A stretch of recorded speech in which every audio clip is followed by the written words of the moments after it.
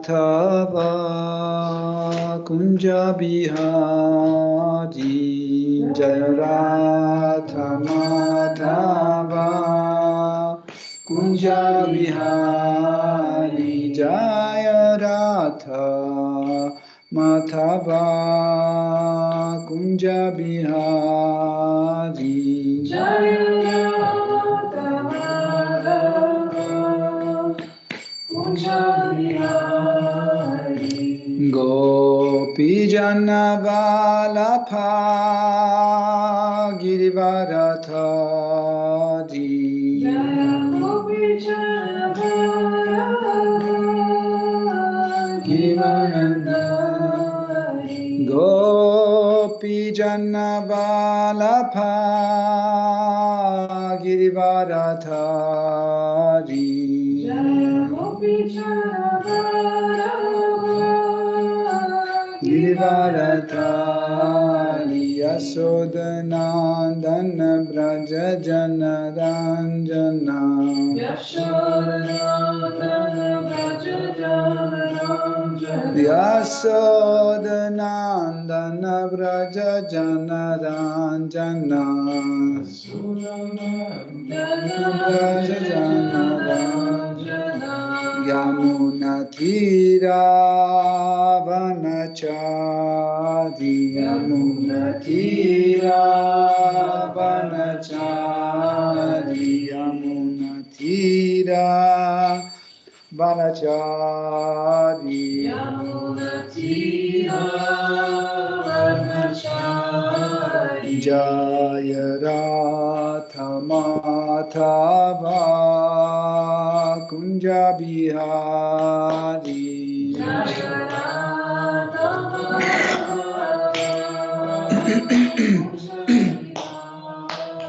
Hare Krishna Krishna Krishna Hare Hare Hare Rama Rama Rama Hare Hare Hare Krishna Krishna Krishna Hare Hare Hare Rama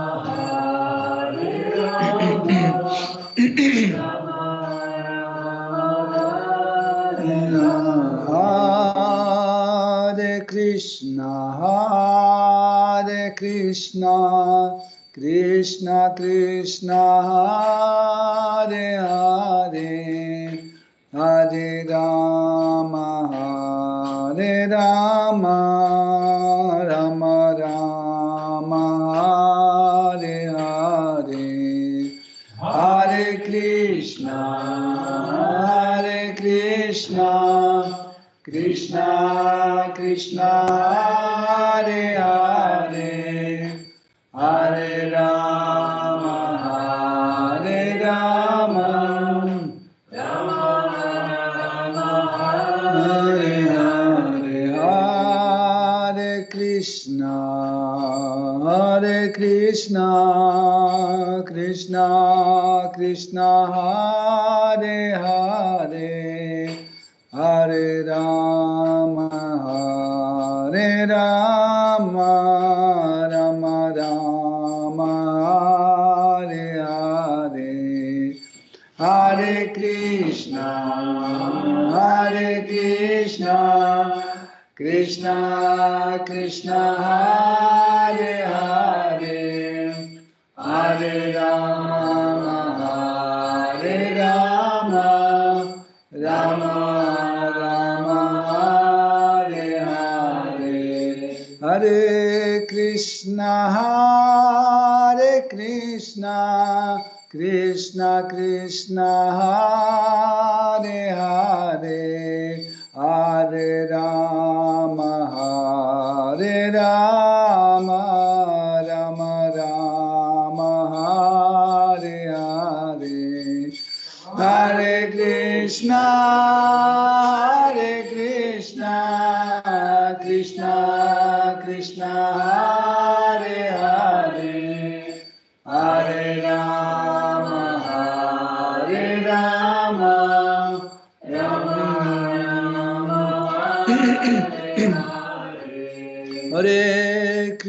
Hare Krishna, Krishna Krishna, Hare Hare, Hare Rama, Hare Rama, Rama Rama, Hare Hare, Hare Krishna, Krishna Krishna, Hare Hare, Hare Rama, Rama Rama, Hare Hare, Hare Krishna, Krishna Krishna, Hare Hare, Hare Rama, Rama Rama, Hare Hare, Hare Krishna, Krishna Krishna, Hare Hare, Hare Rama, Rama Rama, Hare Hare, Hare Krishna, Krishna Krishna, Hare Hare, Hare Rama, Rama Rama, Hare Hare, Hare Krishna, Krishna Krishna, Hare Hare, Hare Rama, Rama Rama, Hare Hare, Hare Krishna, Krishna Krishna, Hare Hare, Hare Rama, Rama Rama, Hare Hare, Hare Krishna, Krishna Krishna, Hare Hare, Hare Rama, Hare Hare,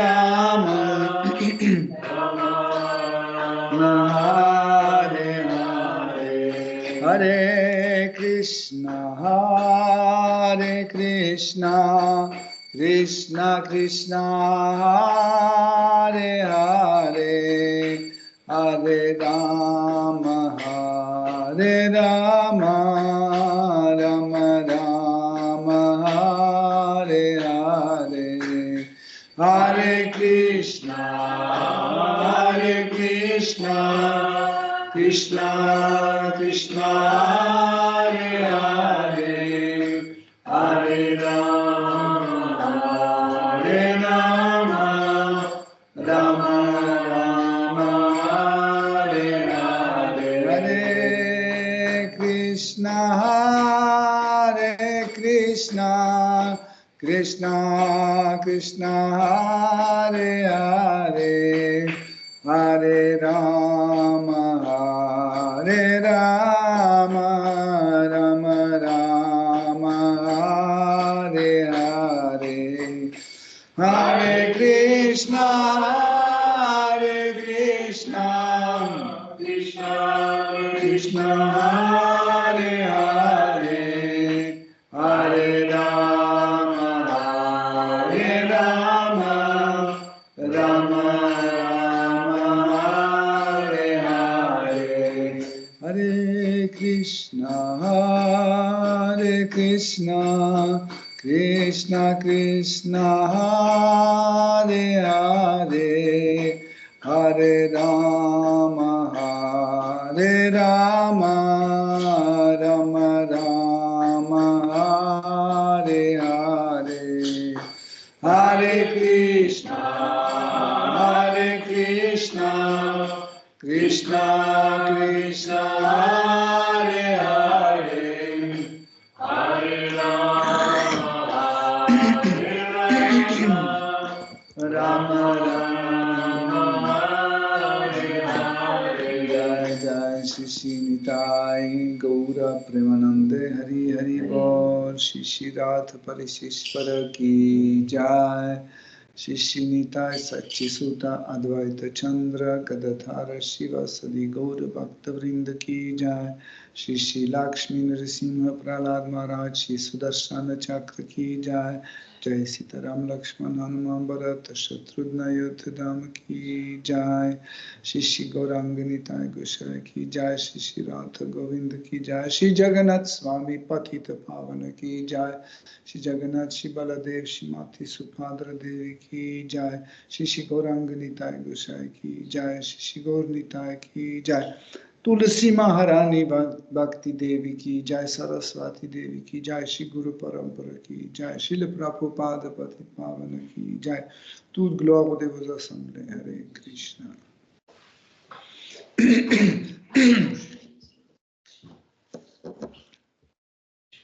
Om Ajnanati Mirandasya Jananjana Shalakaya Chakshurunmilitam Yena Tasmai Shri Gurave Namaha. Shri Chaitanya Manobhishtam Stapitam Yena Bhutale Svayam Rupa Kadamayam Dadati Svapadantikam Vandeham Shri Guru Shri Yuta Padakamalam Shri Gurum Vaishnavam Shri Rupam Sagrajatam Sahagana Raghunatham Vitam Tam Sajivam Sadvaitam Savadutam Parijana Saitam Krishna Chaitanya Devam Shri Radha Krishna Padan Sahagana Lalita Shri Vishakam Vitamscha.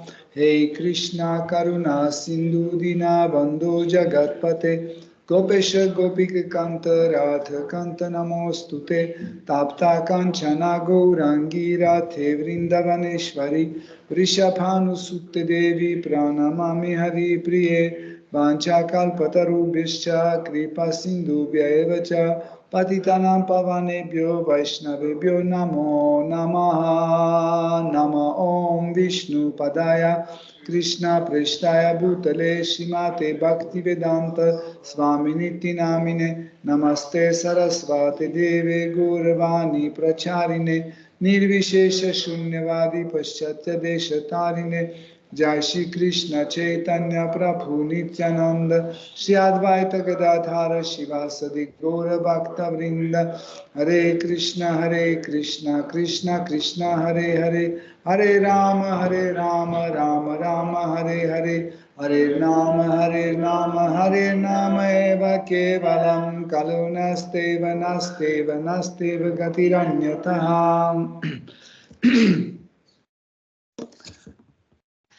Om Namo Bhagavate Vasudevaya.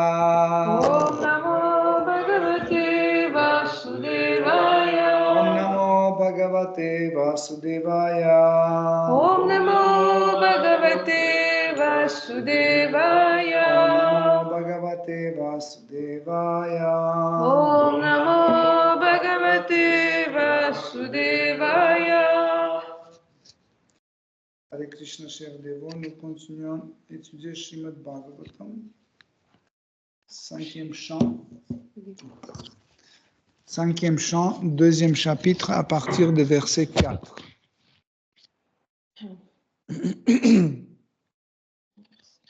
Sachatat ashramo pavanam ati ramaniyam vivithani vita vitapi vitapa Nikara sam shlishta purata lata rutha sthala vihangama mithunai prochamana shrutibhi pratibodhyamana salila kukuta karanda kalaham sadibhir vichitram upakujata mala jalashalaya Kamala Karanam Upabharama.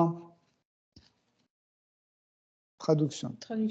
L'Apsara envoyée par Brahma s'en alla se promener dans un parc magnifique, près du lieu où le roi méditait et rendait un culte aux démiurges de l'univers. La beauté de ce parc tenait à sa dense fondation et aux lianes dorées qui l'agrémentaient. Des couples d'oiseaux variés, comme le paon, y évoluaient, et sur une pièce d'eau glissaient les canards et des cygnes. L'air vibrait de leurs appels qui formaient un délicieux concert. Ainsi la verdure, l'onde claire, les fleurs de lotus et le doux chant des diverses espèces d'oiseaux faisaient-ils de ce parc un vrai lieu de délices. Suivant. Verset 5, traduction. Comme Purvachiti passait sur le sentier avec une allure et une démarche séduisante, les gracieux ornements de ses chevilles tintaient à chaque pas. Et bien que le prince Agnidra possédât la maîtrise des sens, qu'il fût absorbé dans la pratique du yoga, gardant ses paupières mi-closes, il put néanmoins la voir de ses yeux pareils au lotus. Lorsqu'il entendit le doux tintement de ses bracelets, il ouvrit un peu plus les yeux et la vit là, tout près de lui. Teneur reporté. Teneur est portée par sa divine grâce, Bhaktivedanta Swami Srila Prabhupada. On dit des yogis qu'ils pensent constamment à Dieu, la personne suprême, et le gardent tout au fond de leur cœur. Dhyana vastita tadgatena manasa pashyanti yam yoginaha. Srimad Bhagavatam 12.13.1. De fait, les yogis ayant la maîtrise des sens venimeux peuvent toujours contempler le Seigneur souverain. D'après les recommandations de la Bhagavad Gita, ils doivent garder les yeux mi-clos, samprekshya nasikagram, car s'ils les fermaient complètement, ils auraient la tendance à se laisser aller au sommeil. Il arrive que de prétendus yogis se livrent à une forme de yoga mise au goût du jour qui consiste à méditer les yeux fermés. Mais nous avons nous-mêmes vu de ces yogis de pacotille qui s'endorment et même ronflent pendant leur méditation. La véritable pratique du yoga est tout autre, et pour la mener à bien, il faut garder les yeux à moitié ouverts et porter son regard sur le bout de son nez. Agnidra, le fils de Priyavrata, pratiquait l'Ashtanga Yoga et s'efforçait de dominer ses sens. Néanmoins, le tintement des clochettes qui ornaient les chevilles de Purvachiti troubla sa concentration. Yoga Indriya Samyamaha. La véritable pratique du yoga est synonyme de maîtrise des sens, tel est en effet le but du yoga. Cependant, la maîtrise dont fait preuve un bhakta pleinement absorbé dans le service du Seigneur, avec ses sens purifiés, Rishikesha Sevanam, demeure sans faille. C'est pourquoi Srila Prabodhananda Sarasvati s'exprime en ces termes. Durdantendriya Kala Sarpa Patali Proktahata Damshtrayate. Chaitanya Charitamrita 5. La pratique du yoga est sans nul doute louable car elle permet de devenir maître de ses sens, lesquels sont comparables à des serpents venimeux. Toutefois, pour qui s'emploie à servir le Seigneur en lui consacrant toutes les activités de ses sens, ces derniers perdent complètement leur nature venimeuse. S'il faut redouter un serpent, c'est à cause de ses crochets à venin, mais si ces crochets sont brisés, le serpent cesse d'être dangereux malgré la crainte qu'il peut encore inspirer. En conséquence, un bhakta peut voir des centaines et des milliers de femmes ravissantes aux gestes envoûtants, sans se laisser séduire, alors que ces mêmes beautés feraient succomber n'importe quel yogi ordinaire. Même un yogi aussi élevé que Vishvamitra interrompit ses exercices de méditation pour s'unir à Menaka, et il eut ainsi un enfant appelé Shakuntala. La pratique du yoga n'est donc pas suffisamment puissante en elle-même pour assurer la maîtrise des sens.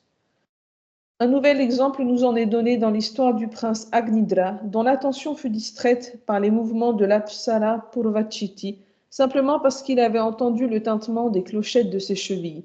Tout comme Vishvamitra Muni avait été attiré par le tintement des clochettes de Menaka, le prince Agnidra, en entendant celle de Purvachiti, ouvrit aussitôt les yeux pour contempler sa démarche gracieuse.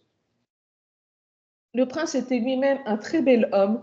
Selon la description de ce verset, ses yeux ressemblaient à des bourgeons de lotus, et lorsqu'il les ouvrit, il vit immédiatement l'Apsara toute proche de lui. Merci. Tu t'es arrêté à quel verset? 6? Fin du verset 5.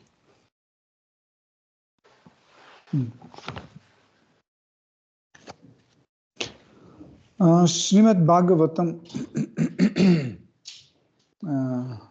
Srimad Bhagavatam raconte plusieurs histoires. Nous avons 12 chants de Srimad Bhagavatam et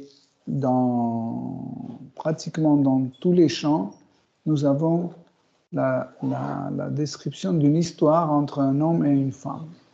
Et ce qui est intéressant, c'est que ces histoires, en fait, nous montrent les différentes causes pour lesquelles une femme et un homme forment un couple ou une famille, etc. Et nous voyons que le plus important dans cette relation, c'est le motif de départ, le but. Pourquoi on veut devenir un couple? Parce que un couple, bien sûr, a un sens sacré, mais ça ne veut pas dire qu'il suffit de former un couple, c'est déjà sacré. Il faut que le but, la forme et l'existence de ce couple amène au but final qui est Dieu, la personne suprême. Les Srimad Bhagavatam décrivent que le meilleur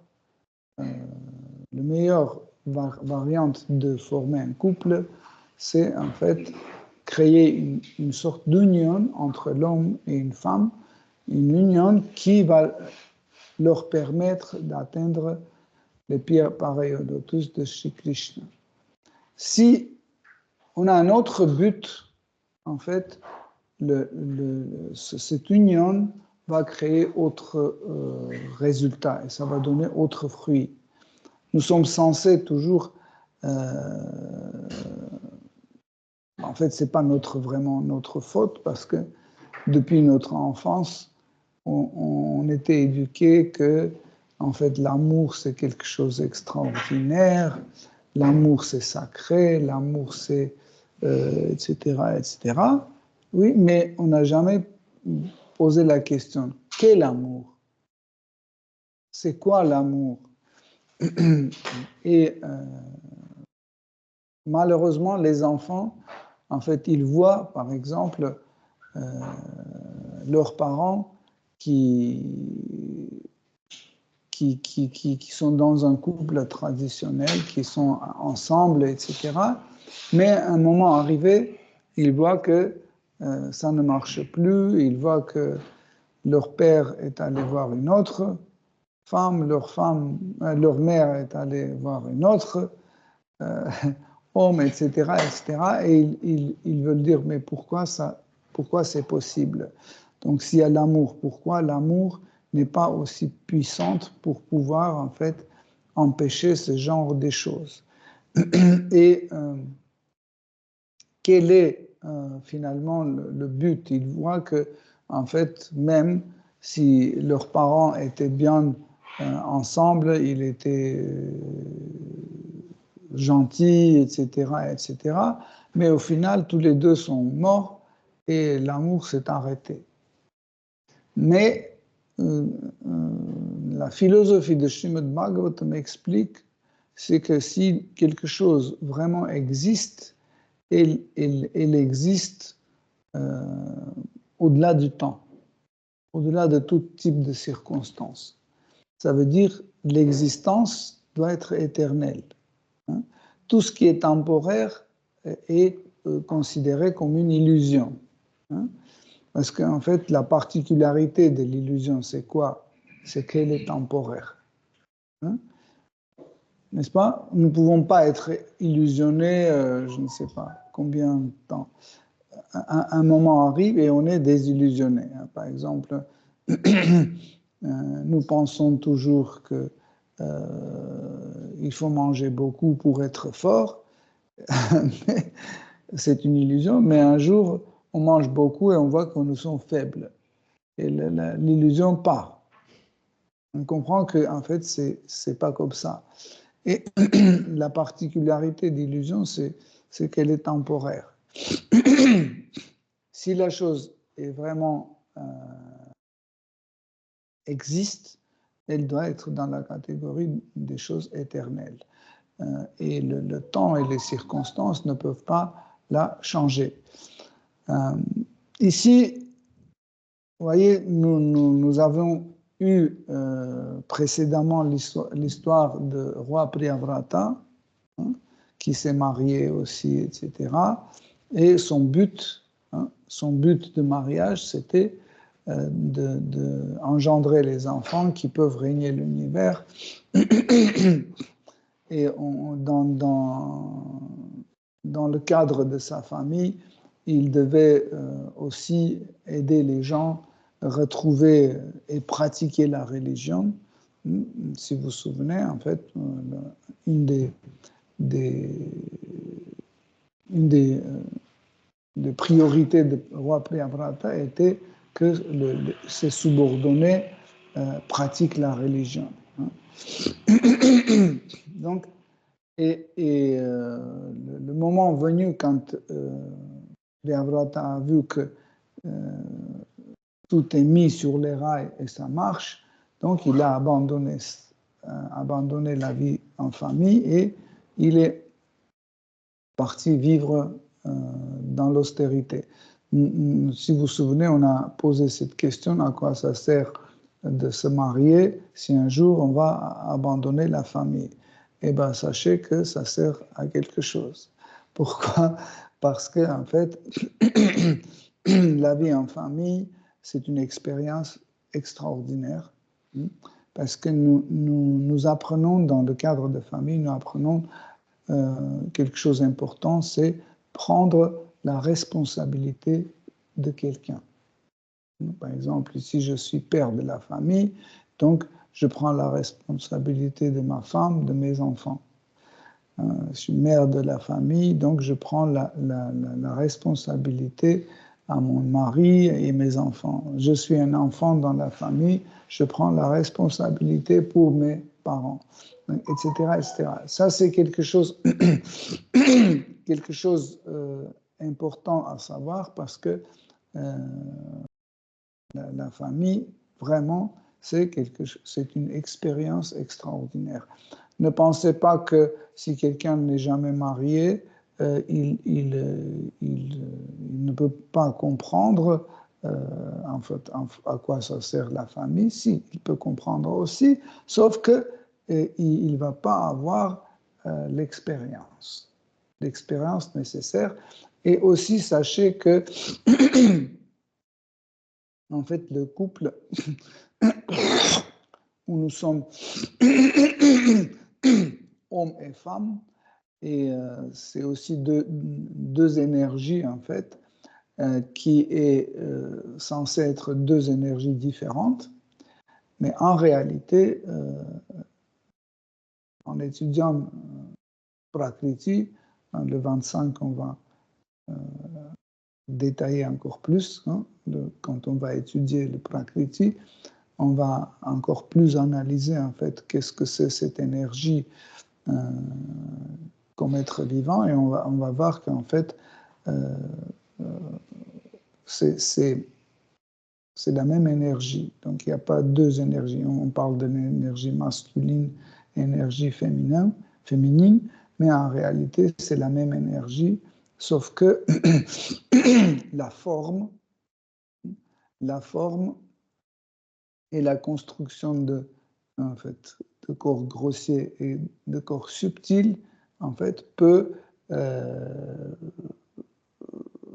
changer le comportement de la même énergie. Donc, la même énergie peut fonctionner d'une façon, entre guillemets, masculine ou féminine. Hein.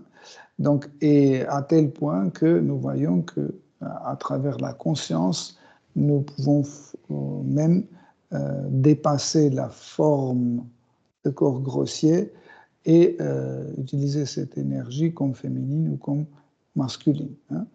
Donc, mais en réalité, ça, c'est quelque chose qui n'est pas une bonne chose pour expérimenter dans un laboratoire ou expérimenter sans but, juste parce que c'est intéressant.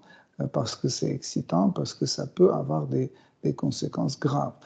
Nous étudions ça juste pour comprendre en fait notre position éternelle par rapport à Shri Krishna. C'est ça qui nous intéresse.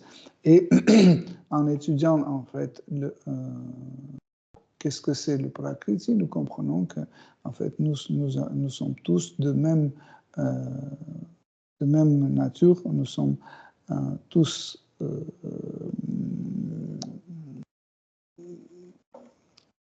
la nature féminine. Féminine, pas femme. Hein. Il faut bien comprendre que c'est pas la question d'être une femme. Par exemple, tout le monde dans le monde spirituel, tout le monde a la nature féminine. Hein. Soit c'est un moustique, soit c'est une pierre, soit c'est un verre, soit c'est une fleur ou un vase, peu importe, chaque chose a la nature féminine. En fait, cela nous permet en fait être vraiment dans notre nature. Si vous vous souvenez, on disait Anukulena, Krishna Anushilanam. Anukulena, ça veut dire faire plaisir. Donc, en fait, l'énergie féminine a cette faculté de faire plaisir. Hein. En réalité, encore une fois, on va en parler encore plus le jour de conférence sur Prakriti, mais pour que ça ne vous étonne pas, en réalité, il y a une seule énergie et elle est féminine. Parce que Krishna est Purusha et tout le reste, c'est Prakriti, c'est féminin. Okay? Donc, et en fait, c'est là où on voit que, en fait, pourquoi entre les êtres vivants ça ne marche pas. Parce que, en fait, il faut vraiment être masculin. Mais il n'y en a pas. Donc, en fait, la source, hein, ce qui est important à connaître, c'est que la source est toujours masculine. La source est masculine et ce qui émane de la source, c'est féminin. Et en fait, la source et ce qui émane de la source se retrouvent ensemble sous la forme d'un couple. Hein. C'est ce que vous connaissez, Radha Krishna, c'est en fait ce couple-là. Donc, mais malheureusement, dans ce monde matériel, nous oublions qui est Krishna et nous pensons que nous sommes les jouisseurs, hein, et pas seulement les hommes et les femmes, tout le monde se prend pour un jouisseur. Et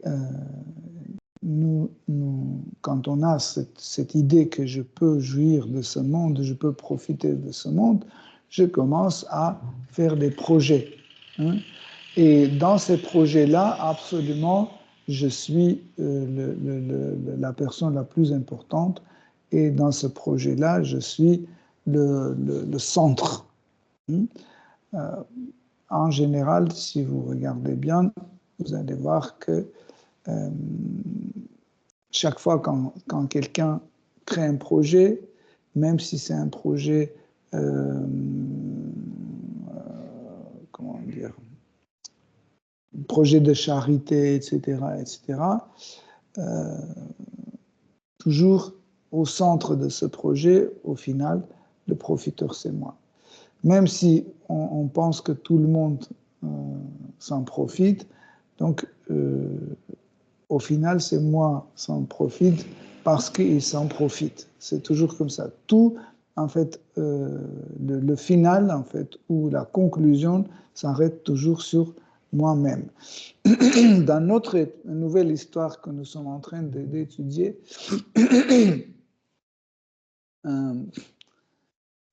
l'histoire d'Agnidra, le fils de Priyavrata, vous avez vu qu'en fait, l'idée de départ d'Agnidra, c'était qu'il savait que cette vie matérielle sur la Terre est très courte et en fait, les plaisirs ne sont pas aussi forts. Hein. Par exemple, aujourd'hui, sur la Terre, quelqu'un boit un café, il pense que c'est déjà, je ne sais pas quoi. Ou un homme âgé, si il a mal nulle part, il est déjà heureux. Il pense que c'est le plaisir le plus important, etc. Mais quand nous sommes un peu plus au courant qui existe dans cet univers, comme Agnidra, on sait qu'il y a des planètes supérieures sur lesquelles il y a tellement de plaisir charnel qui n'est pas comparable avec ce plaisir que nous pouvons goûter sur la Terre.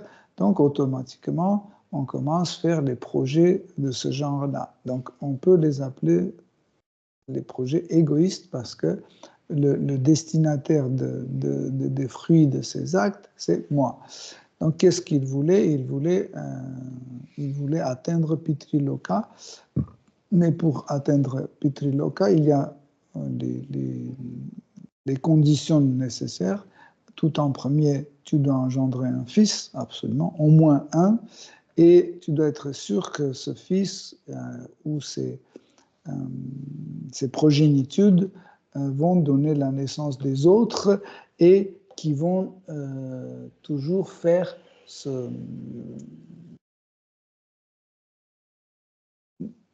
поклонение. Ils vont toujours faire l'adoration des ancêtres. Et comme ça, tant que mes progénitudes font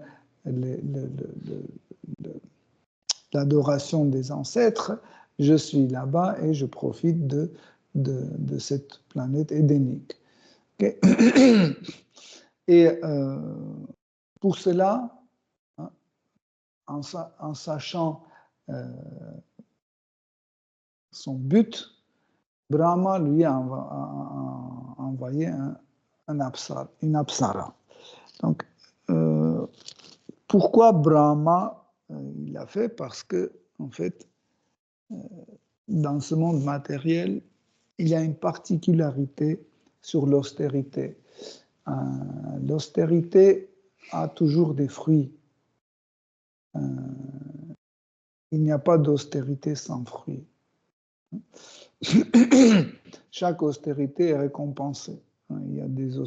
Ça dépend du niveau d'austérité. Par exemple, l'austérité que Hiranyakashipu faisait, c'est des austérités extraordinaires. Pendant 100 ans, il était sur les orteils, les mains en air comme ça, 100 ans sans bouger, juste respirer. Et comme récompense, il a eu pratiquement tout l'univers. Mais ici, on voit que Agnidra n'a pas les mêmes ambitions. Ses ambitions sont toutes petites, mais quand même, contre ces austérités, Brahma lui a envoyé une apsara. Qui sont les apsaras? En fait, souvent dans Srimad Bhagavatam, il y a une traduction courte, c'est les danseuses de planètes édéniques. N'est-ce pas?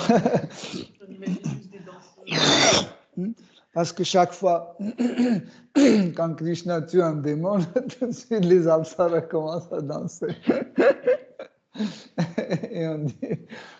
Mais en réalité, les apsaras, en parlant de langage d'aujourd'hui, c'était des femmes assez compliquées. Parce qu'elles pouvaient jouer aussi les rôles d'espions. Elles pouvaient espionner. Elles pouvaient être des personnes qui faisaient des diversions. Par exemple, quand il fallait faire tomber un ascète, on envoyait un apsara qui la séduisait. Bref, il y avait plein de fonctions chez les apsaras. Elle pouvait aussi calmer un demi-dieu quand le demi-dieu était en colère, par exemple. Ils avaient beaucoup de fonctions et aussi une des fonctions, c'était d'être présent sur les rassemblements universels. Hein? Et c'est comme, par exemple, quand on fait une fête, on décore avec les fleurs, etc.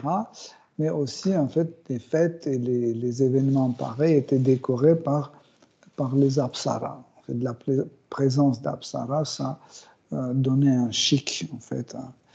Il y avait aussi des hommes comme ça aussi, pas que des femmes. Il y a aussi, je me souviens plus comment ils s'appelaient, mais il y avait aussi des hommes de ce genre un peu. Et en fait, nous voyons ici que dans toute cette histoire, parce que je vous ai raconté l'histoire déjà, vous la connaissez, nous voyons que en fait, c'est pas cette histoire d'amour qu'on imagine, l'amour romantique, etc. C'est vraiment une attirance sexuelle très forte, et de côté de Purvachiti et de côté d'Agnidra. En fait, ils étaient attirés l'un par l'autre et au final, ils ont fait des enfants et puis Purvachiti en avait marre et elle est partie de nouveau, elle est retournée sur les planètes édéniques en laissant Agnidra chez lui.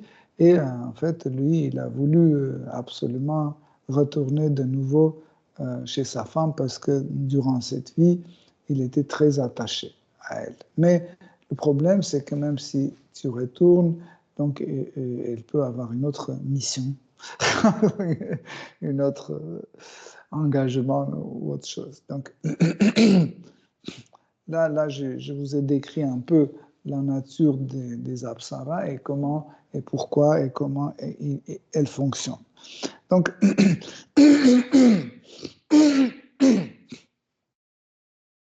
comme Shukadeva Goswami décrit l'endroit où Agnidra faisait ses austérités, nous pouvons dire, est-ce que vraiment c'est utile de faire toutes ces descriptions? Quel type de canard il y avait dans le lac? Est-ce qu'il y avait des oiseaux ou non? Est-ce que c'est important? Quel type de plantes poussaient là-bas? Est-ce que ça n'a rien à voir avec la spiritualité, etc. Non, mais en réalité, c'est important parce que Srimad Bhagavatam, chaque fois, met le contexte dans lequel nous pouvons ressentir des choses. Hein? Et là, nous voyons que Agnidra se retrouvait dans une situation confortable, mais il fallait ne pas être séduit par tout ça. Vous savez, c'est très difficile.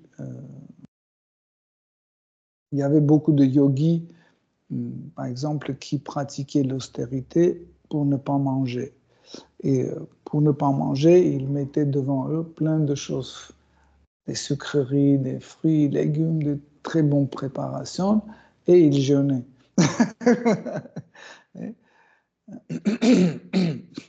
Ou, par exemple, ils allaient dans les maisons closes, donc, et ils demandaient l'autorisation. Des fois, même ils payaient. Ils restaient dans les maisons closes pour méditer, en fait, pour ne pas être séduits. Bien sûr que c'est 1% qui réussissent.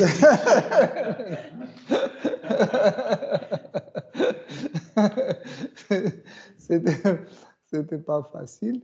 Donc, mais ici, nous voyons qu'à peu près dans ce genre de situation se trouve Agnidra. Donc, comme Srila Prabhupada explique dans le commentaire, quand on est dans la méditation, on garde les yeux mi-fermés. Il ne faut pas complètement fermer, feu juste un peu, mais vraiment minimum, juste pour que la lumière traverse les paupières. Juste un peu. Hein? Le premier, c'est pour ne pas dormir. Et deuxième, c'est qu'en fait, la lumière nous aide à méditer. Vous savez, quand vous fermez complètement, ce noir, en fait, nous ne laisse pas apparaître les images. C'est très difficile. Mais quand vous gardez les yeux vraiment comme ça, cette lumière qui rentre, cette petite lumière, mais vraiment petite lumière qui rentre, en fait, il nous permet de visualiser des choses beaucoup plus fort. Je ne sais pas si vous avez déjà eu cette pratique, mais à la maison, pas ici, parce que vous risquez de vous endormir. Mais à la maison, vous pouvez essayer et vous allez voir qu'en fait, cette petite lumière nourrit en fait l'image. Vous savez que dans la création universelle, au moment quand l'air se transforme en feu, hein, c'est là, à ce moment-là, quand le feu commence à être manifesté dans le monde, la vision s'ouvre. C'est là où on commence à voir. Les êtres vivants ne peuvent pas voir tant que le feu n'est pas manifesté. Le feu, c'est aussi la lumière. Okay? Donc,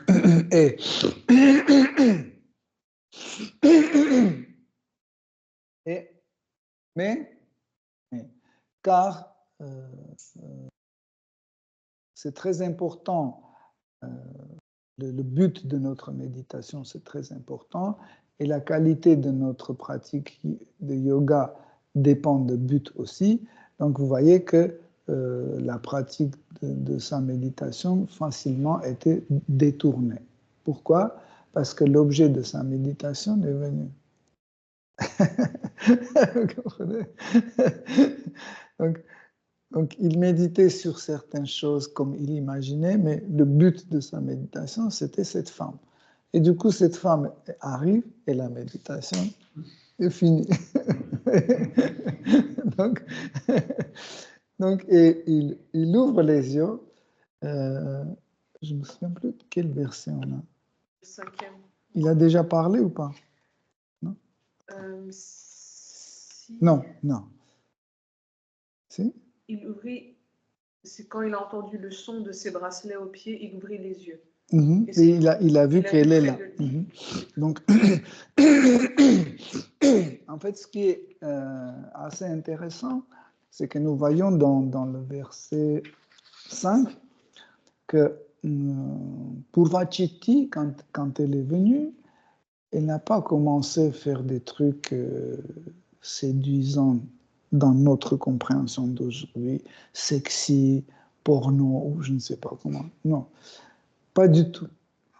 Elle jouait vraiment une fille très, on dirait, innocente, un peu qui oublie des choses. Ah oui, c'est désolé. Ah, ça s'est détaché. Oh, excusez-moi.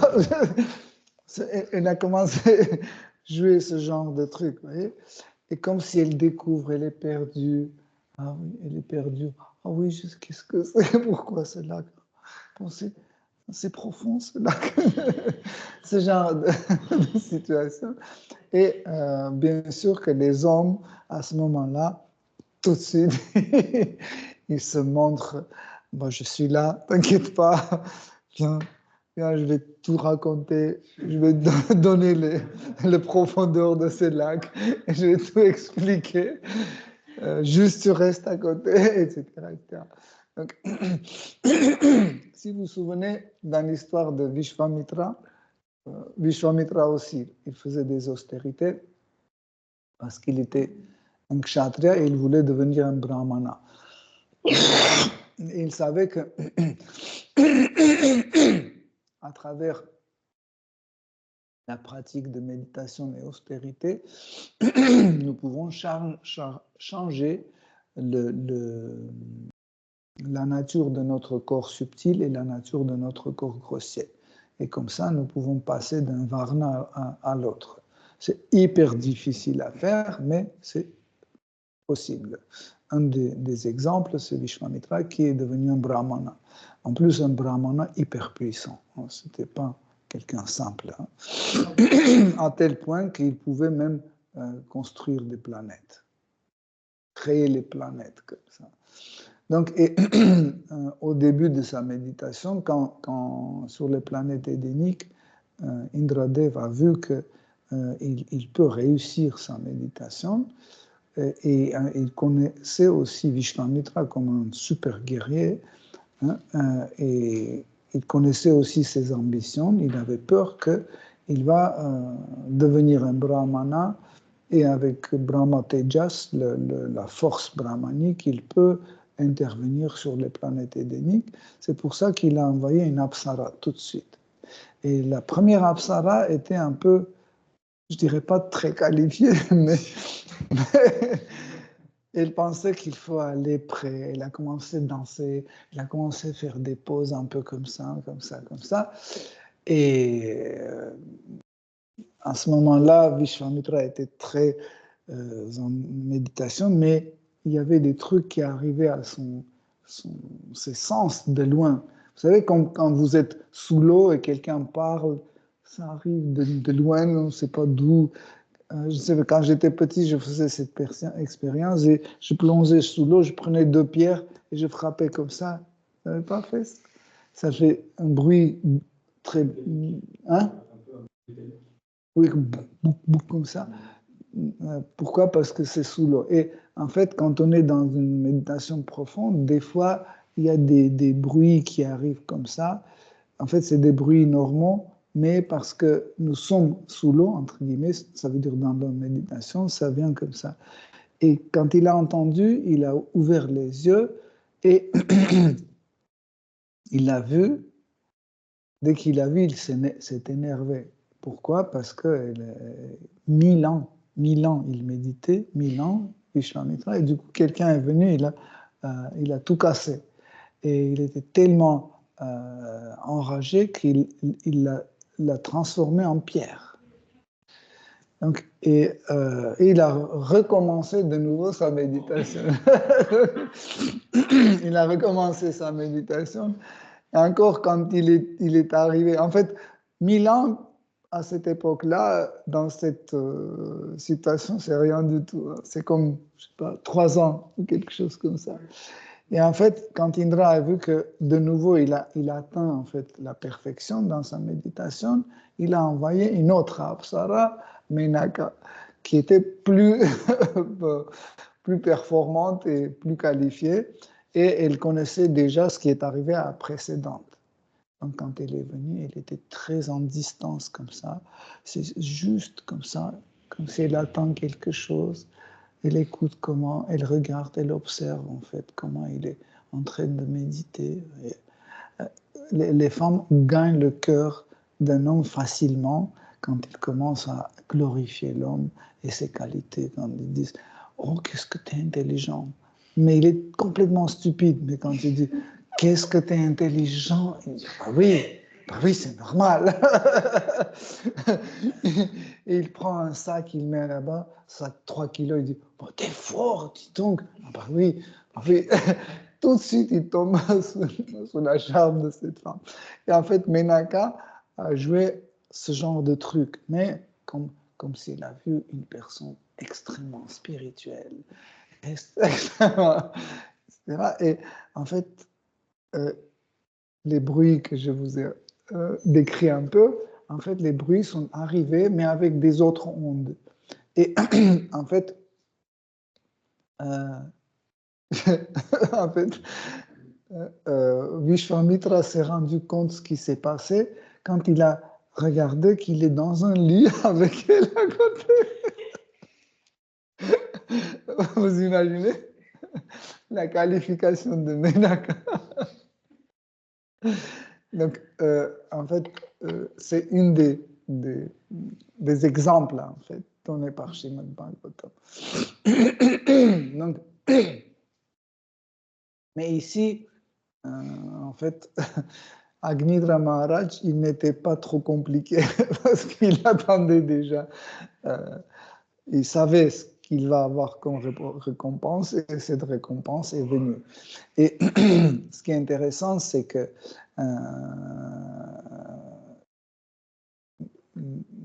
quand on reçoit ce qu'on veut, des fois, on n'y croit pas. Est-ce que vraiment c'est... Par exemple, quand on est un enfant, on attend un cadeau de la part des parents. Okay? Et ça dure longtemps, le cadeau n'arrive pas, mais un jour, quand ça arrive, on ne croit pas à nos yeux. Hein? Et là, tu lis le verset suivant. Telle une abeille, verset 6, traduction. Telle une abeille, l'Apsara respirait le parfum des fleurs ravissantes et attrayantes. Par ses gestes gracieux, son air timide et son humilité, ses regards, le doux murmure qui s'échappait de sa bouche lorsqu'elle parlait, ainsi que par le charme de ses membres, elle pouvait fasciner l'esprit et la vue des dévas comme des humains. Grâce à tous ses attraits, elle ouvrait la voie à Cupidon, avec ses flèches de fleurs lui permettant de s'introduire dans le cœur des hommes et de se faire entendre d'eux. Lorsqu'elle parlait, du nectar semblait couler de ses lèvres, et les abeilles enivrées par le parfum de son haleine tourbillonnaient autour de ses yeux ravissants, pareils à des lotus. Importunée par le vol des abeilles, elle précipita sa marche. Pardon. Mais comme elle accélérait le pas, sa chevelure, ses seins comparables à 2 récipients d'eau, ainsi que la ceinture posée sur ses hanches, suivaient les mouvements de son corps et la rendaient belle et séduisante au possible. Elle semblait vraiment vouloir favoriser l'entrée en scène de l'invincible Cupidon. C'est ainsi que le prince, complètement subjugué par ses charmes, lui tint les propos qui vont suivre. Donc, en fait, nous voyons que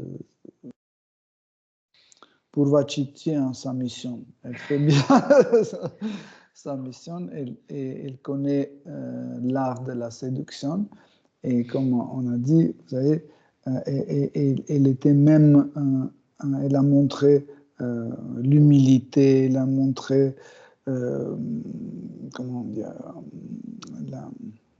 l'obéissance, des trucs comme ça, qui est très très séduisant pour un homme. Et bien sûr, elle faisait des gestes légers pour montrer les qualités de son corps. Hein. Ce genre de femmes sont experts vraiment pour séduire l'homme avec rien du tout. Mais vraiment des petits gestes, des petits machins. Donc,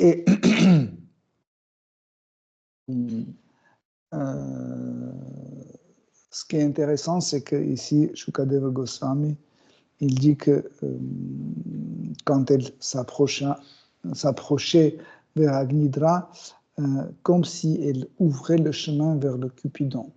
En fait, qu'est-ce qu'il voulait dire par cela, qu'il ouvrait le chemin vers Cupidon? Parce qu'en fait, Cupidon, c'est celui qui lance les flèches en fleurs. Ça veut dire il devient il donne cet impulse pour tomber amoureux. Et en fait, ici,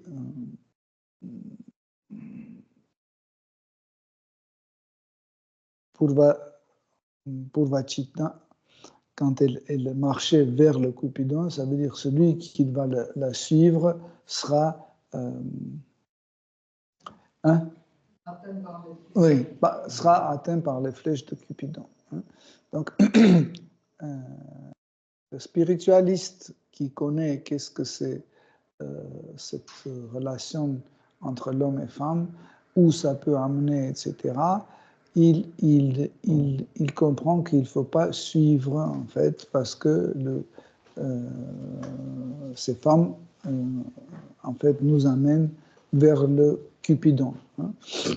Par exemple, quand un brahmachari, hein, il est dans la rue et il y a une jolie femme en mini-jupe qui passe, le brahmachari ne doit pas la suivre comme ça suivre avec les yeux.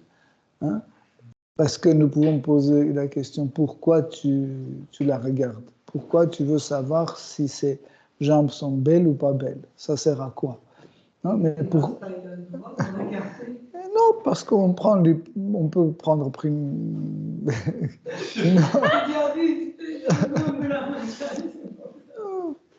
on doit donner un exemple. Okay. Donc, mais en fait, c'est en réalité, c'est pas quelque chose qui est artificiel, c'est quelque chose de naturel. Pourquoi? Parce que, en fait, dans cet univers, quand les sens apparaissent, l'objet de sens apparaît ensemble. En fait, c'est pas que l'un apparaît après l'autre, l'objet de sens et le sens apparaît en même temps. Par exemple, les yeux et le feu apparaissent simultanément. Okay. Nous ne pouvons pas dire que d'abord c'est le feu qui est apparu, après c'est les yeux qui sont apparus. Non. Pourquoi? Parce qu'en fait, c'est la même chose. Dans le sens, c'est que ça fonctionne ensemble. Donc, l'estomac et le feu apparaissent en même temps aussi. Donc, pourquoi? Parce que, en fait, le feu, c'est un élément sans lequel l'estomac ne peut pas fonctionner. Hein? Donc, des fois, les gens disent, mais quel feu, il y a acide chlorhydrique, quel feu. Sachez qu'acide, hein, l'acidité, c'est la partie de feu. Hein? Quand il y a l'acidité dans l'estomac, qu'est-ce que vous dites au docteur? Vous dites, ça brûle, n'est-ce pas? Ou quand vous avez un acide sur la peau, qu'est-ce que l'acide fait? Ça brûle. Hein? Donc ça, c'est le feu.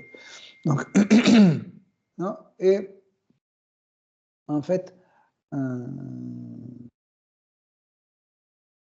Purvachita, elle savait que dès qu'elle a vu la position dans laquelle était Agnidra Maharaj, dès qu'elle a vu qu'elle a réagi, elle a compris que c'est bon. Donc l'affaire est faite. Hein? Et c'est pour ça que Shukadev Goswami dit que en fait, elle a mené vers le Cupidon. Dans le verset suivant, vous allez voir comment il est complètement perdu et comment l'homme, en fait, peut être complètement bouleversé et agité juste parce qu'il a eu les objets de sens devant. Encore une petite chose et on va passer au verset suivant. Ce qui est intéressant, c'est que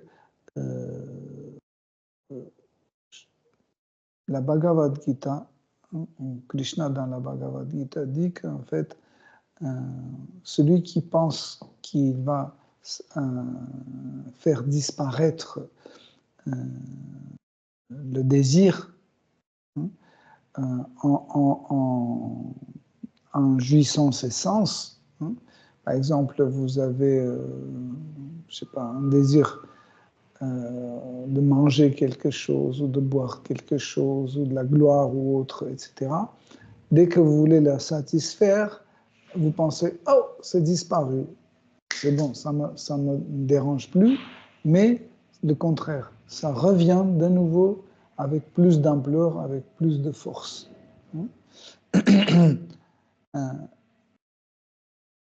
Et pour ça que Krishna dit dans la Bhagavad Gita, tout au long de la Bhagavad Gita, il dit qu'il faut que nous apprenions à contrôler nos sens. En fait, le contrôle des sens se pratique chaque jour et chaque instant. Donc, mais par naïveté, certains gens pensent que on contrôle les sens au moment quand les sens commencent à être agités. Non, quand les sens sont déjà agités, il est impossible de les contrôler. Qui contrôle ses sens? Qui n'est jamais agité. Quand vous voyez quelqu'un qui n'est jamais agité, ça veut dire qu'il est en train de contrôler ses sens. Mais celui qui est agité et puis du seul coup, il retient sa colère, par exemple, ou ses mécontentements ou autre, okay, ça veut dire qu'il n'arrive pas à maîtriser ses sens. Pourquoi? Parce que la colère se manifeste. Quand la colère se manifeste, ça veut dire, même si après il l'arrête, etc., ça ne compte pas. Okay. Donc le verset suivant.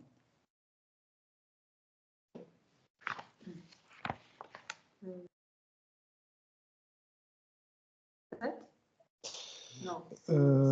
7.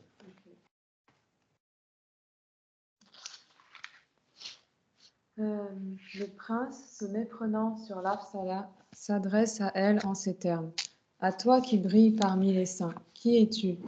Pourquoi te trouves-tu sur cette montagne? Et qui viens-tu faire? Incarnes-tu l'une des puissances d'illusion du Seigneur souverain? Tu sembles porter 2 arcs sans corde. Quelle en est la raison? Poursuis-tu quelque dessein personnel ou agis-tu pour le compte d'un ami? Peut-être les portes-tu en vue de tuer les animaux atteints de folie qui hantent cette forêt? Merci. Donc, dans ce verset, en fait, nous voyons à quel point Agnidra est agité. Il est tellement bouleversé, tellement agité qu'il ne comprend pas qui est devant lui. Donc, il dit au meilleur des saints, pourquoi tu es venu ici? Donc, même dans certains sens, il ne comprend pas est-ce que c'est une femme ou c'est un homme. Hein? Et en fait, nous avons plusieurs fois expliqué que quand Rajas, hein, la passion, devient très très fort, ça allume la concupiscence très fort, en fait, l'homme perd la mémoire. Donc, ici, il est tellement bouleversé qu'il a perdu la notion de distinguer l'homme d'une femme. Et le désir est tellement fort qu'il commence à parler des choses un peu absurdes. Mais en réalité, c'est pas tout à fait absurde, c'est que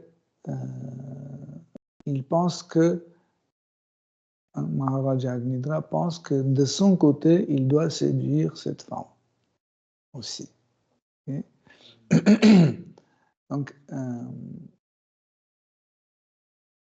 il veut être assuré que cette femme va lui appartenir et maintenant il lance en fait ses paroles de séduction. Et par exemple, il dit que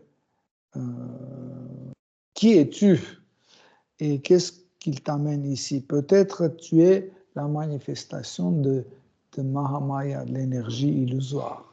Hein?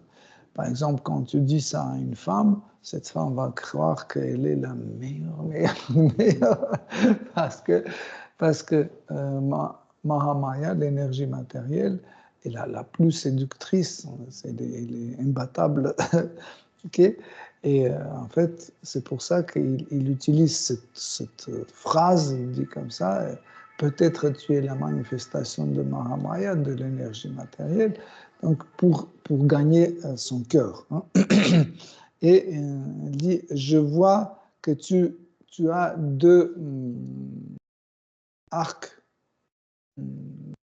que tu as avec toi. Donc, il s'agit des sourcils, en fait, de sourcils, parce qu'en fait, nous pouvons dire à quoi ça sert les sourcils. C'est insensé. Non? Imaginez qu'on n'a pas de sourcils. Mais en réalité, les sourcils, surtout dans le monde spirituel, ils jouent un rôle extraordinaire pour la communication.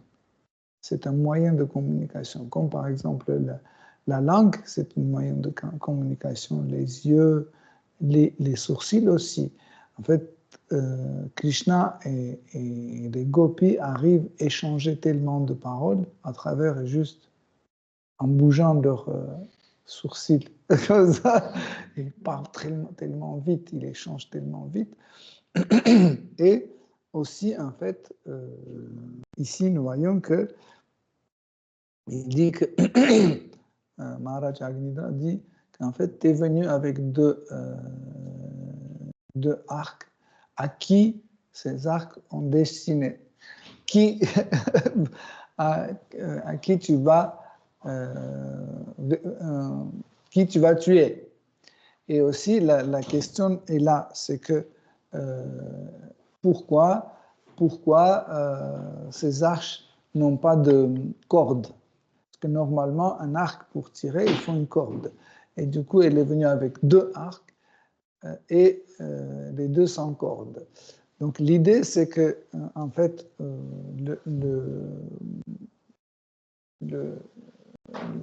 la proie est tellement facile qu'on n'a même pas besoin de corde. Okay? C'est que il est déjà battu.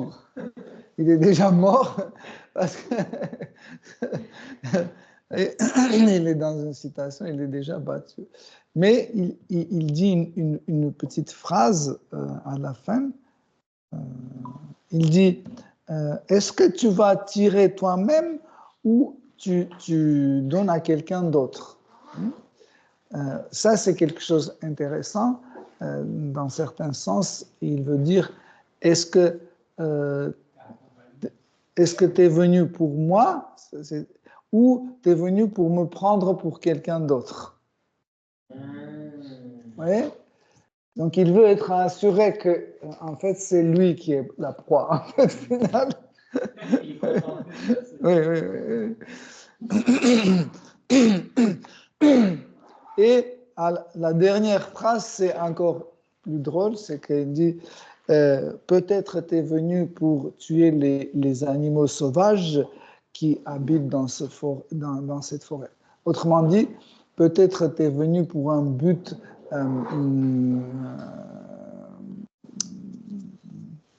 dans Sattva Guna. Vertu bienveillant, non, pieux, etc., pour nous aider de sortir de gratification des sens, etc., etc. Ça veut dire, explique-moi ta mission, en fait. Pourquoi tu es venu? Parce que peut-être elle est venue juste pour dire que c'est pas bien de ne pas contrôler les sens, c'est pas bien de regarder les femmes, il faut méditer, parce qu'en fait les sens sont comparés avec les fauves, hein, parce que quand les fauves voient leur proie, tout de suite ils laissent tomber tout et ils commencent à les chasser. Donc, et ici, Agnidra Maharaj dit, est-ce que tu es venu les chasser? Ça veut dire, est-ce que tu es venu m'aider à contrôler mes sens?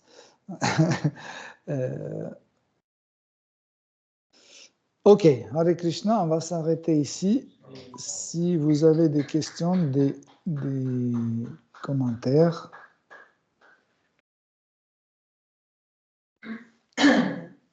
Ok, Hare Krishna.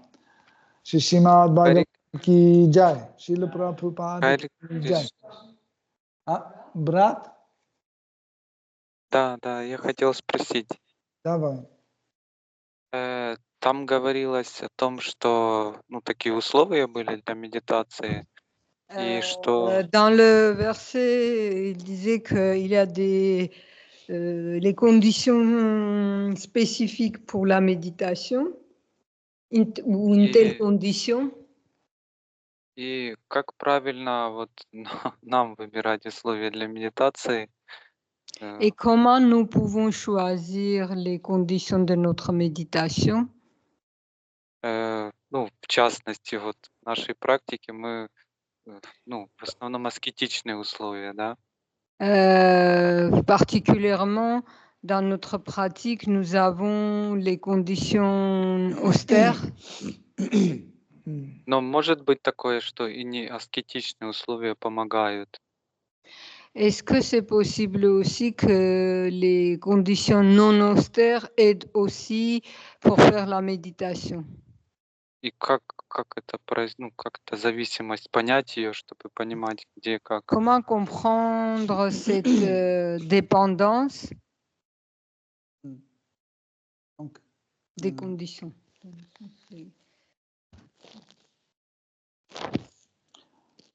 Tout dépend de caractère de la méditation. Donc, les Vaishnavas, ils ont autre type de la méditation.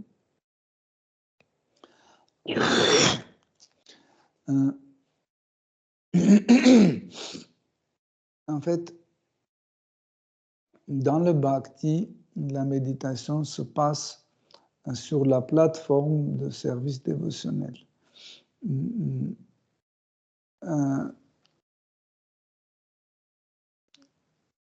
Quand un bhakta médite sur Krishna, il trouve toujours une position de service pour lui. Il ne voit pas le Seigneur suprême sans sa position d'un serviteur. Un yogi, oui. Un yogi, il peut voir, on parle d'un yogi mystique, pas un yogi dévot, pas un bhakti yogi, un siddhi yogi. Un siddhi yogi qui veut obtenir comme but final, il veut obtenir les siddhis, les pouvoirs mystiques. Donc il médite sur Paramatma, qui se trouve dans les sens, dans le cœur de chaque être vivant, mais il ne médite pas avec une position par rapport à Paramatma. Vous comprenez? Vaishnav, quand il médite sur Krishna, ou Vishnu, ou Rama, ou Nrsimha, il médite, dans cette méditation, il attribue un rôle pour lui. Il y a une très bonne chanson de Narottam Das Thakur où il glorifie Radha et Krishna. Il dit: je vais vous mettre sur un trône décoré de pierres précieuses, de l'or, etc. Je vais mettre sous vos pieds des lits de pétales de fleurs. Je vais vous offrir ceci et cela, etc. En fait, vous voyez, dans cette méditation, il attribue un rôle pour lui-même. Qu'est-ce qu'il va faire à ce moment-là? Vous voyez? Ça, c'est une particularité de la méditation d'un Vaishnava. C'est pour ça que les Vaishnavas, ils peuvent méditer dans n'importe quelle condition. Ils peuvent méditer ou dans le métro, ils peuvent méditer à yoga lyrique, chez eux, dans la cuisine, dans le couloir, au lieu de travail, partout. Donc, s'ils sont qualifiés. Même quand ils ne sont pas qualifiés, ils essayent de méditer à travers l'oreille en chantant le Saint-Nom. Quand on dit Hare Krishna, c'est aussi une forme de méditation, mais c'est une méditation sonore. Parce que la méditation peut être sonore, la méditation peut être visuelle. La méditation peut être, je ne sais pas comment dire, par l'odeur, par le goût, etc. Donc, mais quand on atteint en fait une forte méditation, de forte concentration, donc l'objet de notre méditation est présent dans tous nos sens simultanément. C'est ce qu'on dit le cœur. Le cœur, c'est l'ensemble de tous nos sentiments, de tous nos sens. Okay? Ça s'appelle le cœur. Donc, et pour ça, en fait,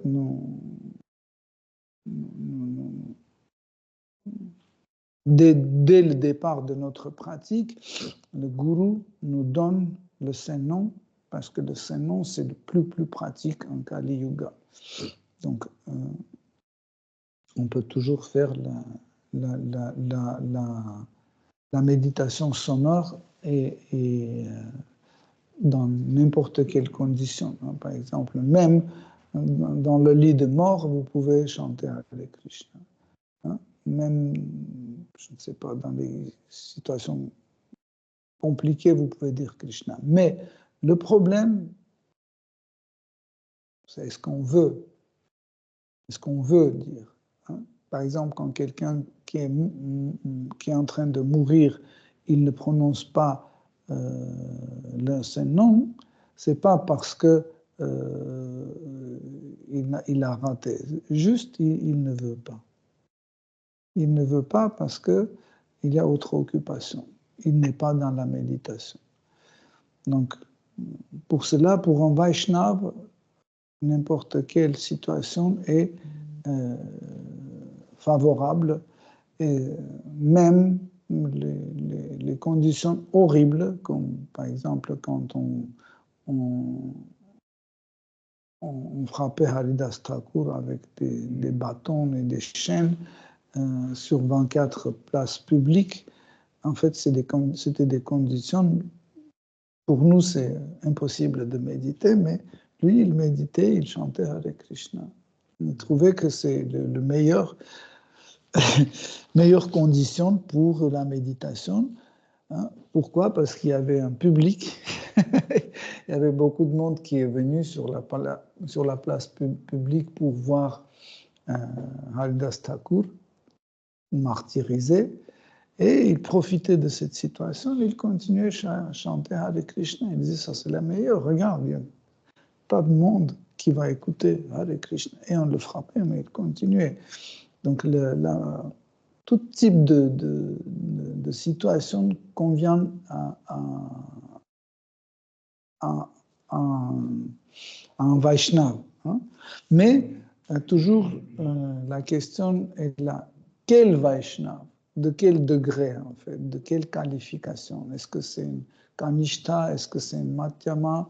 Est-ce que c'est une Uttama? Atikari? Tout dépend de la qualification. Hein. Par exemple, hein, Prahlad Maharaj, qui avait 5 ans, il se trouvait dans des situations horribles, mais il n'arrêtait pas sa méditation. Quand on l'a mis dans un fossé avec des serpents venimeux, il n'a pas dit « Oh !» Il a continué à chanter Hare Krishna. Il était dans la méditation. Il dit « C'est intéressant. Pourquoi Krishna veut que je me trouve avec des serpents ?» Et après, pof, Krishna l'a libéré parce que les serpents sont venus. Ils ont rendu l'hommage à Prahlad Maharaj et ils sont partis. Donc, quand on a jeté Prahlad Maharaj sous les pieds des éléphants, il n'a pas dit « Oh !» Il était toujours dans sa méditation, il continuait, et les éléphants, vous savez, ils marchaient comme en dansant comme ça pour ne pas écraser Prahlad Maharaj. C'est incroyable, non? Et il ne comprenait pas, mais qu'est-ce qui se passe? Et il n'arrêtait pas sa méditation. Hein? Dans Vishnu Purana, il y a un passage quand les les serviteurs de Hiranyakashipu ont attaché Prahlad Maharaj à une énorme pierre et on l'a jeté dans l'océan.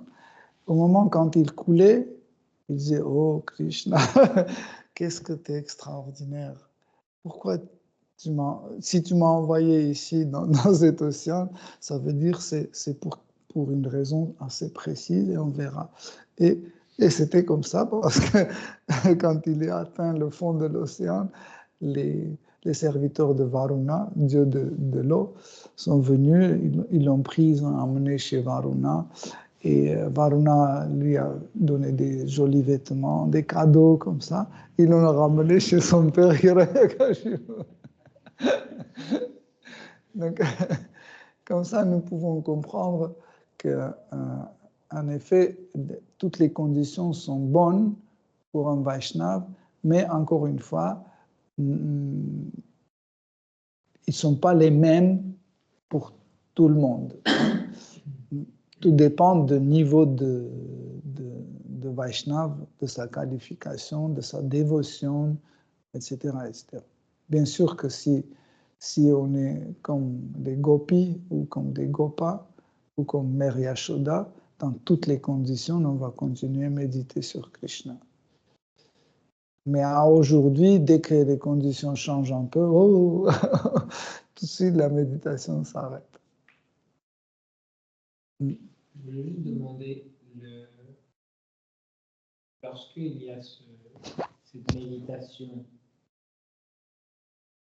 est-ce que c'est parce qu'il sait que, ou plutôt la continuité de sa méditation, est-ce que c'est parce qu'il sait que de toute façon il n'est pas ce corps, etc., ou juste tout simplement parce que même si il allait avoir une mort et que l'âme allait s'arrêter et tout, il est tellement pris par Krishna qu'il ne peut même pas se poser la question de ce qui va arriver à son corps.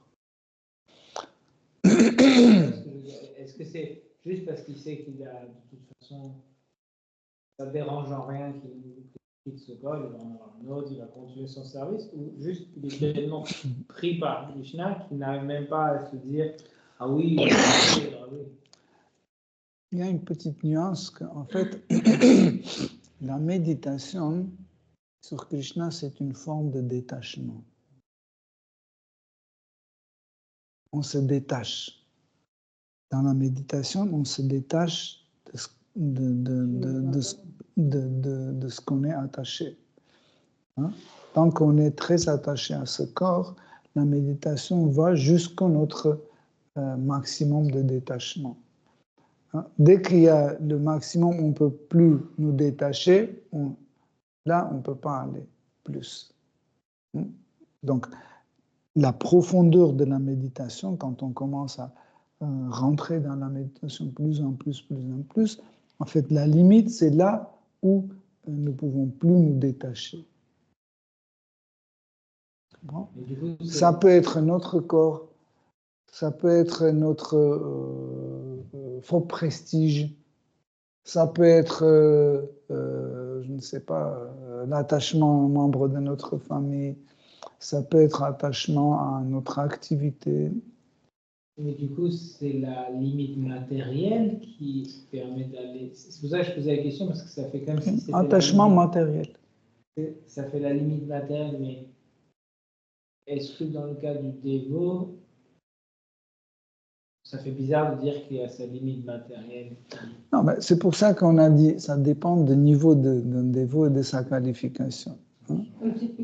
C'est Krishna qui prend dessus et c'est notre détachement. Quand il s'agit d'un être vivant complètement libéré et qui vit dans le monde spirituel, dans son rasa avec Krishna, okay, il n'y a pas d'attachement aux choses matérielles. Okay. À travers chaque chose, il est attaché à Krishna. À travers la fleur, il est attaché à Krishna. À travers la table, il est attaché à Krishna. À travers le riz qu'il est en train de manger, il est attaché à Krishna. Donc, il n'y a pas de nécessité de se détacher. Mais ici, c'est le contraire. Chaque attachement dans ce monde matériel, je suis attaché à mon tchadar, donc ça me dérange d'aller plus loin. Parce que ça traduit un autre Parce qu'à travers le tchadar, je ne suis pas attaché à Krishna. Le contraire. À travers le tchadar, je suis attaché au tamas. Du coup, ce n'est pas la matière qui nous limite, c'est notre désir envers la matière. Oui. Comme un choix personnel. Oui. Je ne peux pas méditer sur Krishna parce que mon désir de méditer sur Krishna est plus petit que mon désir de jouer. Exactement. Pourquoi? Parce que je suis attaché là. Quand on dit attaché, en fait, ça traduit juste le désir autre que Krishna. Oui, maintenant, par exemple, si je te pose la question, pourquoi tu n'es pas attaché à Krishna? Parce qu'il ne donne pas plaisir, c'est tout. Si on avait un plaisir immédiat qui venait de Krishna, on serait attaché à Krishna tout de suite. C'est qu'on ne trouve pas, on regarde, on dit oui, Jagannath, c'est beau, c'est très bien, mais on ne prend pas ce plaisir. Parce que dès qu'on aura le même plaisir que quand on mange le gâteau. Pourquoi quand le gâteau arrive, tout le monde... Mais quand tu parles de Krishna, on est très distrait comme ça. Ah oui. Mais dès que le gâteau arrive, pourquoi? Parce qu'on est attaché. Ça veut dire qu'il y a un plaisir immédiat. Et Krishna, Krishna, surtout quand on chante Hare Krishna, aucun plaisir. C'est juste parce que c'est sadhana bhakti. On sait que, oui, peut-être c'est pas plaisir, mais ça va amener à quelque chose d'extraordinaire parce que on fait confiance à Guru, on a Shraddha, on a la foi, on sait que ça va amener à Prema Bhakti. C'est pour ça qu'on continue. Mais sûr que c'est Sri Chaitanya Mahaprabhu dit dans Shikshashtaka, il dit juste à travers ton saint nom, on peut atteindre Krishna Prema, l'amour. Mais tes saints noms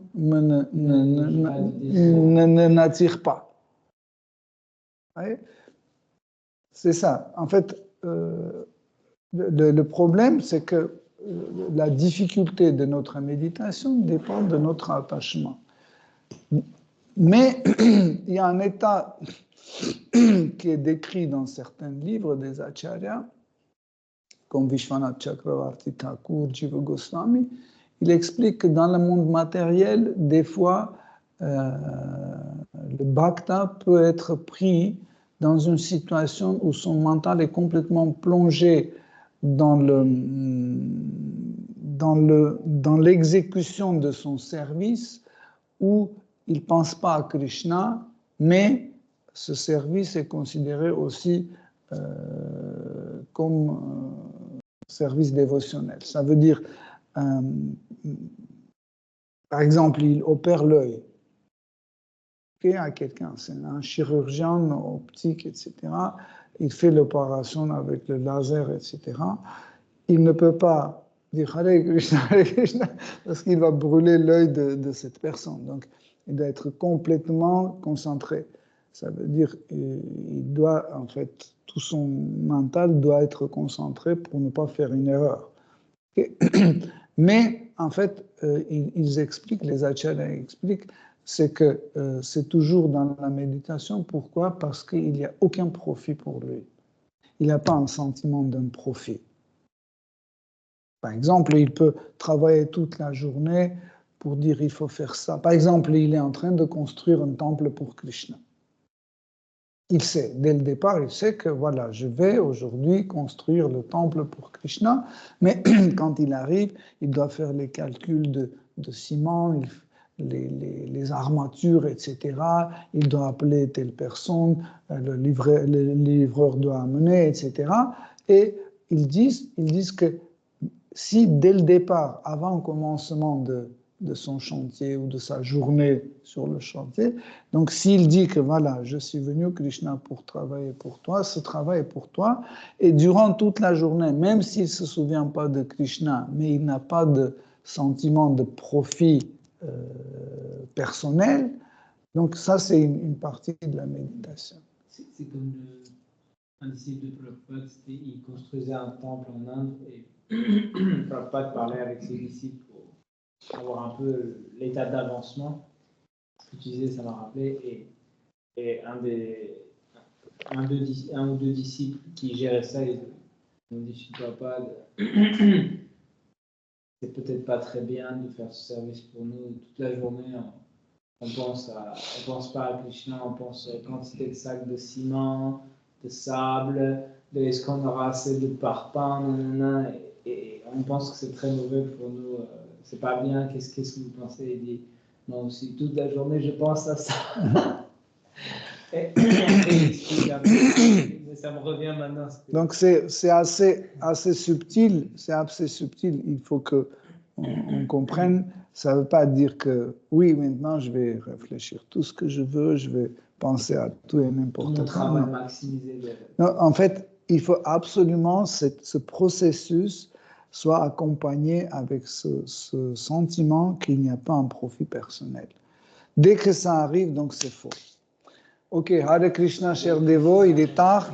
Merci à vous. Srimad Bhagavatam ki jai, Srila Prabhupada ki jai.